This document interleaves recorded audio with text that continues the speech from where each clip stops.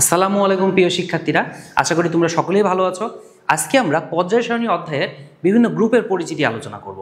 দেখো, আমরা সর্বপ্রথম চলে আসি গ্রুপ একে। এই গ্রুপ একের কিন্তু একটা স্পেশাল নাম আছে। গ্রুপ একের স্পেশাল নাম হচ্ছে ক্ষার ধাতু।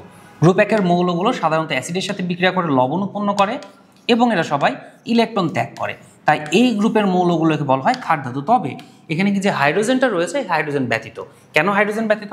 কারণ দেখো, হাইড্রোজেন কিন্তু অবস্থান ত্রুটি সম্পন্ন মৌল। হাইড্রোজেনকে গ্রুপ একে রাখা হয়েছে শুধুমাত্র রাসায়নিক ধর্মের ভিত্তিতে। তাই হাইড্রোজেন ব্যতীত আমাদের lithium, sodium, potassium, rubidium, caesium এবং ফ্রান্সিয়াম এই মৌলগুলোকে সাধারণত বলা হয়ে থাকে ক্ষার ধাতু। আচ্ছা, এই ক্ষার ধাতুগুলোর মধ্যে আমাদের যেমন ধরো সোডিয়ামের কথা যদি বলি, এই সোডিয়াম মৌলটা অনেক চকচকে এবং উজ্জ্বল মৌল। সোডিয়াম মৌলটা কিন্তু চকচকে এবং উজ্জ্বল। পাশাপাশি এই সোডিয়াম অনেক সক্রিয় হওয়ার কারণে সে বাতাসের অক্সিজেনের সাথে বিক্রিয়া করে সোডিয়াম অক্সাইড, বাতাসের জলীয় বাষ্পের সাথে সোডিয়াম হাইড্রোক্সাইড গঠন করে এবং আগুন ধরে যায়। তাই একে কিন্তু কেরোসিনের নিচে রাখা হয়ে থাকে। পাশাপাশি এই যে সিজিয়াম আছে না, এই সিজিয়ামের কিন্তু স্পেশাল বৈশিষ্ট্য রয়েছে। যেমন এই সিজিয়াম মৌলটা কিন্তু শীতকালে কঠিন অবস্থায় থাকে আর গ্রীষ্মকালে তরল অবস্থায় থাকে। আর এই যে ফ্রান্সিয়াম আছে না, এই ফ্রান্সিয়াম কিন্তু অনেকটা তেজস্ক্রিয় একটা মৌল। আচ্ছা, আমরা এবার তাহলে গ্রুপ 2 এর কাছে চলে যাই। গ্রুপ 2, এই গ্রুপ 2 এরও কিন্তু স্পেশাল নাম রয়েছে। স্পেশাল নাম হচ্ছে মৃৎ ক্ষার ধাতু। দেখো, মৃৎ শব্দের অর্থ হচ্ছে এরা মাটির উপাদান রূপে থাকে। ক্ষার শব্দের অর্থ হচ্ছে এরা সবাই অ্যাসিডের সাথে বিক্রিয়া করে লবণ উৎপন্ন করে। আর ধাতু বলতে এরা সবাই কি করতে পারে? ইলেকট্রন ত্যাগ করে ক্যাটায়ন গঠন করতে পারে। তাহলে কারা কারা? যেমন দেখো, beryllium, magnesium, calcium, strontium, barium, radium এই মৌলগুলোকে বলা হয় মৃৎ ক্ষার ধাতু। এইগুলোর মধ্যে এই ক্যালসিয়ামটা কিন্তু চকচকে মৌল এবং দেখতে অনেক সুন্দর, অর্থাৎ উজ্জ্বল মৌল। আচ্ছা, আমরা এবার পাশের গ্রুপ 3-এ চলে যাই। গ্রুপ 3, এই গ্রুপ 3-এর মৌলের মধ্যে আমাদের মৌল শুরু হয়েছে কিন্তু স্ক্যান্ডিয়াম থেকে। দেখো, এই গ্রুপ 3-এ তাহলে আমাদের সর্বপ্রথম যে মৌলটা রয়েছে সেটা হচ্ছে ক্যালসিয়ামের পাশে স্ক্যান্ডিয়াম। স্ক্যান্ডিয়ামের নিচে আছে ইট্রিয়াম, তার নিচে ল্যান্থানাইট অ্যাক্টিনাইট সিরিজের মৌল, এখানে আমাদের দরকার নাই। আচ্ছা, এই স্ক্যান্ডিয়ামের পরে গ্রুপ 4-এ যে রয়েছে সেটা হচ্ছে টাইটেনিয়াম, তারপর ভ্যানাডিয়াম, তারপর ক্রোমিয়াম, ম্যাগনেসিয়াম, তারপর ফেরাম, কোবাল্ট, নিকেল, কপার, জিঙ্ক। আচ্ছা, এগুলোর একটু গ্রুপ নাম্বারগুলো আমরা দেখে আসি। যেমন দেখো, আমাদের এই টাইটেনিয়াম হচ্ছে গ্রুপ 4, গ্রুপ 5-এ রয়েছে ভ্যানাডিয়াম, গ্রুপ 6-এ রয়েছে ক্রোমিয়াম, গ্রুপ 7-এ রয়েছে ম্যাগনেসিয়াম, গ্রুপ 8-এ রয়েছে আয়রন, গ্রুপ 9-এ রয়েছে কোবাল্ট, গ্রুপ 10-এ হচ্ছে নিকেল, গ্রুপ 11-তে হচ্ছে কপার, গ্রুপ 12-তে হচ্ছে জিঙ্ক। এই গ্রুপগুলোর মধ্যে আমাদের 3 থেকে 12 পর্যন্ত যে গ্রুপ রয়েছে সেই গ্রুপগুলোর মৌলকে আমরা একত্রে বলে থাকি ডি ব্লক মৌল। কি ব্লক মৌল? ডি ব্লক মৌল। দেখো, আমি আবার বলছি, গ্রুপ 3 থেকে শুরু করে গ্রুপ 12 পর্যন্ত মৌলগুলোকে বলা হয় ডি ব্লক মৌল, কারণ এই সকল মৌলের সর্বশেষ ইলেকট্রন ডি অরবিটালে প্রবেশ করে। তাই এই সকল মৌলগুলোকে আমরা বলে থাকি ডি ব্লক মৌল। এই ডি ব্লক মৌলের মধ্যে আমাদের গ্রুপ 4 থেকে শুরু করে 11 পর্যন্ত যে মৌল রয়েছে, এই যে 4 থেকে শুরু করে গ্রুপ 11 পর্যন্ত যে মৌলগুলো রয়েছে তাদেরকে আমরা বলে থাকি অবস্থান্তর মৌল। আমাদের টেক্সট বইতে কিন্তু এখানে কিছু ইনফরমেশন মিসিং আছে। আমাদের বলা আছে যে অবস্থান্তর মৌল হচ্ছে গ্রুপ 3 থেকে 12 পর্যন্ত, এটা কিন্তু ভুল তথ্য। অবস্থান্তর মৌল। আচ্ছা, তাহলে এই অবস্থান্তর মৌলগুলো হলো গ্রুপ 4 থেকে 11 পর্যন্ত মৌল। তাহলে অবশ্যই তোমরা টেক্সট বইতে যে ভুল আছে এটা কিন্তু সংশোধন করে নিবা। তাহলে দেখো, আমরা অবস্থান্তর মৌলের ক্ষেত্রে সংজ্ঞা দিব যে সকল ডি ব্লক মৌল বা তার আয়নে ডি অরবিটালে 1 থেকে 9 পর্যন্ত ইলেকট্রন থাকবে তারা হচ্ছে অবস্থান্তর মৌল। যে সকল ডি ব্লক মৌল বা তাদের সুস্থিত আয়নে ডি অরবিটাল অপূর্ণ থাকবে, অর্থাৎ 1 থেকে 9 পর্যন্ত ইলেকট্রন থাকবে, তারা হবে অবস্থান্তর মৌল। দেখো, আমাদের এই গ্রুপ 3 থেকে গ্রুপ 12 পর্যন্ত যে মৌলগুলো রয়েছে এর মধ্যে গ্রুপ 11-তে যে মৌল রয়েছে অর্থাৎ কপার, তার নিচের মৌল হচ্ছে সিলভার, তার নিচের মৌল হচ্ছে গোল্ড। অবশ্য তার নিচে রঞ্জেনিয়াম আছে, বাট আমাদের দরকার নাই। তাহলে আমাদের এই কপার, সিলভার, গোল্ড এই 3 মৌলকে একত্রে বলা হয় মুদ্রা ধাতু। কি ধাতু? মুদ্রা ধাতু। কারণ এই 3টা মৌল দিয়ে প্রাচীনকালে মুদ্রা তৈরি করা হতো, তাই আমাদের এই 3টা মৌলকে বলা হবে মুদ্রা ধাতু। মনে রাখবা, আমাদের স্ক্যান্ডিয়াম, ইট্রিয়াম, এই যে স্ক্যান্ডিয়াম, ইট্রিয়াম এবং জিঙ্কের নিচে আছে ক্যাডমিয়াম, তার নিচে আছে মার্কারি। এই কয়েকটা মৌল ডি ব্লক হলেও অবস্থান্তর মৌল নয়। তাহলে scandium, yttrium, zinc, cadmium, mercury এরা ডি ব্লক হলেও অবস্থান্তর মৌল নয়। আর এই যে মার্কারি আছে না, এই মার্কারিটা তরল ধাতু। সে কিন্তু ধাতু, তারপরে সে তরল অবস্থায় থাকে। আমরা কিন্তু এটা দেখেছি আমাদের পারদ থার্মোমিটারে। দেখো পারদ কিন্তু মার্কারির আরেকটা নাম। তাহলে মার্কারি কিন্তু তরল অবস্থায় থাকে। আর এই যে গোল্ড আছে না, এই গোল্ডকে আমরা বলে থাকি অভিজাত ধাতু, কারণ এই গোল্ডটা অনেক চকচকে। আমরা নর্মালি দেখি যে গোল্ড কারোর সাথে বিক্রিয়ায় যায় না, এর জন্য এই গোল্ডকে বলা হয় অভিজাত ধাতু। আর এই কপার সিলভার গোল্ডের কিন্তু ইলেকট্রন বিন্যাসেও ত্রুটি ছিল, ইলেকট্রন বিন্যাসটা একটু ব্যতিক্রম, S1D10 ছিল। আচ্ছা, এবার আমরা চলে যাই আমাদের গ্রুপ 13-তে। দেখো গ্রুপ 13 যে মৌলগুলো আছে, গ্রুপ 13-র মৌলগুলো শুরু হয়েছে, গ্রুপ 13-র কিন্তু মৌল হচ্ছে শুরু হয়েছে বোরন থেকে। তাহলে এই বোরন কিন্তু বেরিলিয়ামের পরের মৌল। তাহলে বেরিলিয়ামের সারিতে আমাদের পরের মৌল হচ্ছে বোরন। বোরনের পরে আছে অ্যালুমিনিয়াম, তারপরে আছে গ্যালিয়াম, তারপরে আছে ইন্ডিয়াম, তারপরে আছে থ্যালিয়াম এবং সর্বশেষ আছে নিহনিয়াম। তাহলে boron, aluminium, gallium, indium, thallium, nihonium এই মৌলগুলো গ্রুপ 13-তে অবস্থিত মৌল। এর মধ্যে এই বোরন যে মৌলটা রয়েছে সে কিন্তু নর্মালি সমযোজী গঠন করে, আর অ্যালুমিনিয়াম সেও কিন্তু মাঝে মাঝে সমযোজী যৌগ গঠন করে। আর এই যে গ্যালিয়াম, ইন্ডিয়াম, থ্যালিয়াম এগুলো মোটামুটি আমাদের সমযোজী গঠন করে না। তো এর মধ্যে এই যে বোরন যে মৌলটা, সেই মৌলটাকে বলা হয় উপধাতু। কি বলা হয়? উপধাতু, অর্থাৎ ধাতু অধাতু উভয় ধর্ম সম্পন্ন, তাই একে বলা হয় উপধাতু। দেখো আমাদের পরের যে গ্রুপ অর্থাৎ গ্রুপ 14, এই গ্রুপ 14-র মৌল আমাদের কার্বন থেকে শুরু। তাহলে গ্রুপ 14 কে কে আছে? দেখো গ্রুপ 14 রয়েছে বোরনের পরে carbon, silicon, germanium, tin, lead, flerovium. Carbon, silicon, germanium, tin, lead, flerovium. এই কার্বনের ক্ষেত্রে কার্বনের দুইটা বিশেষ রূপভেদ রয়েছে, একটা নাম হচ্ছে হিরক, একটা নাম গ্রাফাইট। হিরক আর গ্রাফাইট। এই হিরক বিদ্যুৎ অপরিবাহী, এটা হচ্ছে হীরা বা ডায়মন্ড। আর গ্রাফাইট হচ্ছে বিদ্যুৎ পরিবাহী, এটা হচ্ছে কাঠ পেন্সিলে ব্যবহৃত যে কার্বন রয়েছে সেই কার্বন। দেখো এই যে সিলিকন আছে, এই সিলিকন কিন্তু আমাদের উপধাতু। আচ্ছা, আমাদের এই হচ্ছে প্লাম্বাম মানে লেড, এটা মূলত লেড অ্যাসিডের ব্যাটারিতে যে লেডটা ব্যবহার করা হয় সেই লেড। এবার আমরা চলে আসি গ্রুপ 15-তে। এই গ্রুপ 15-র কিন্তু স্পেশাল নাম আছে। গ্রুপ 15-র মৌলগুলোকে বলা হয় নিকটোজেন। নিকটোজেন শব্দের অর্থ হলো শ্বাসরোধকারী। নিকটোজেন এর অর্থ হচ্ছে শ্বাসরোধকারী। সাধারণত এই মৌলগুলো শ্বাস প্রশ্বাসের মাধ্যমে শতভাগ গ্রহণ করলে কিন্তু আমরা মারা যাব, শ্বাস প্রশ্বাস বন্ধ হয়ে, তাই এদের নাম নিকটোজেন। কে কে আছে? যেমন দেখো নাইট্রোজেন, ফসফরাস, আর্সেনিক,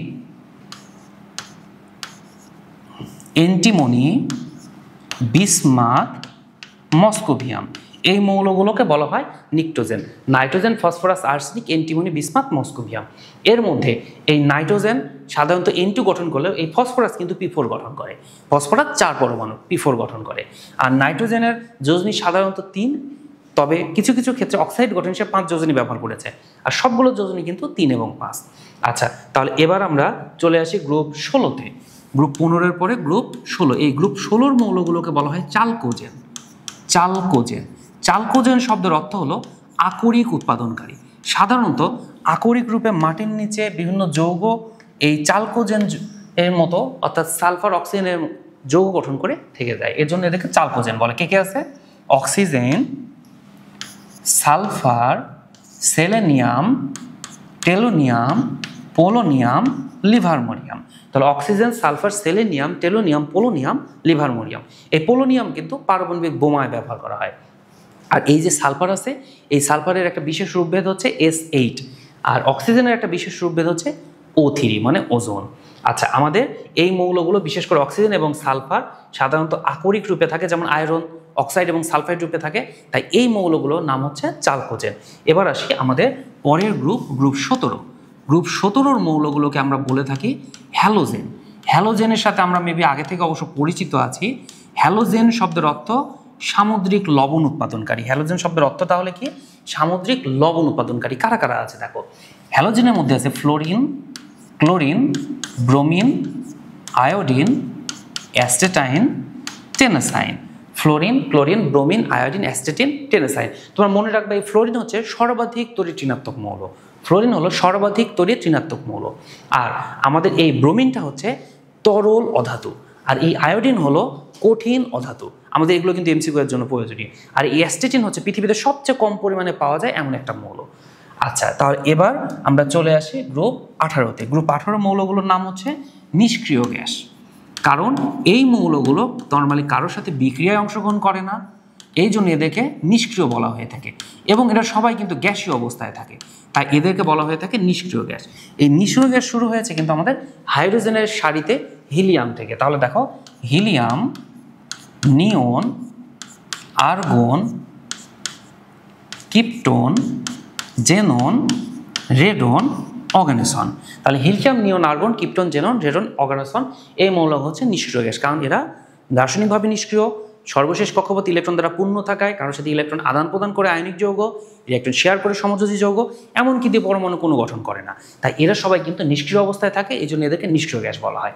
দেখো এর মধ্যে আমাদের এই জেননটাই শুধুমাত্র যৌগ গঠন করে। জেনন টেট্রাফ্লোরাইড, হেক্সাফ্লোরাইড, অক্সোফ্লোরাইড, ডাইফ্লোরাইড, এরকম 4টা জেননের যৌগ রয়েছে। বাকি কোনো নিষ্ক্রিয় গ্যাস কিন্তু যৌগ গঠন করে না। আর আমাদের এই হিলিয়ামটা সাধারণত আমাদের বিমানের টায়ারে ব্যবহার করা হয়ে থাকে, কারণ হিলিয়াম খুবই হালকা, তাই বিমানের টায়ারে এটা ব্যবহার করলে সংঘর্ষজনিত কারণে কোনো রাসায়নিক বিক্রিয়া বা কোনো তোমার দাহ্য না হওয়ার কারণে বিক্রিয়া বা আগুন ধরে না। আমাদের এই নিয়ন, আর্গন, ক্রিপ্টন এগুলো ম্যাক্সিমামে কিন্তু আলোকসজ্জায় ব্যবহৃত হয়। আচ্ছা, আমরা একটু গ্রুপ 3 থেকে শুরু করে গ্রুপ 12 পর্যন্ত যে মৌলগুলো আছে ওগুলো নিয়ে আবার একটু কথা বলবো।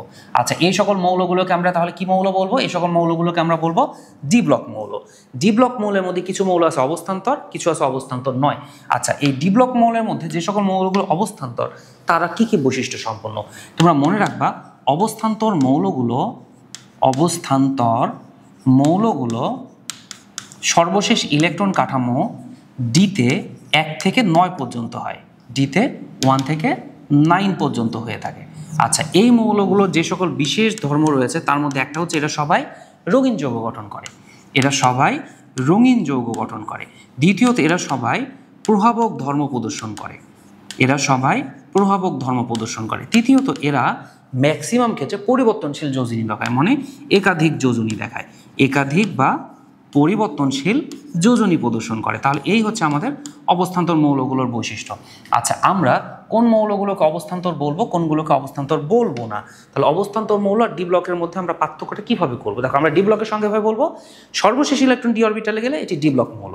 আর অবস্থান্তরের ক্ষেত্রে বলবো সর্বশেষ ডি অরবিটাল যদি ইলেকট্রন দ্বারা অপূর্ণ থাকে, অর্থাৎ মৌল বা তার যৌগ গঠনের সময় যে সুস্থিত আয়ন ছিল সেই আয়নে ডি অরবিটাল ইলেকট্রন দ্বারা অপূর্ণ থাকলে তাকে আমরা বলবো অবস্থান্তর মৌল। আচ্ছা, তাহলে আমরা একটা উদাহরণ দেখে আসি।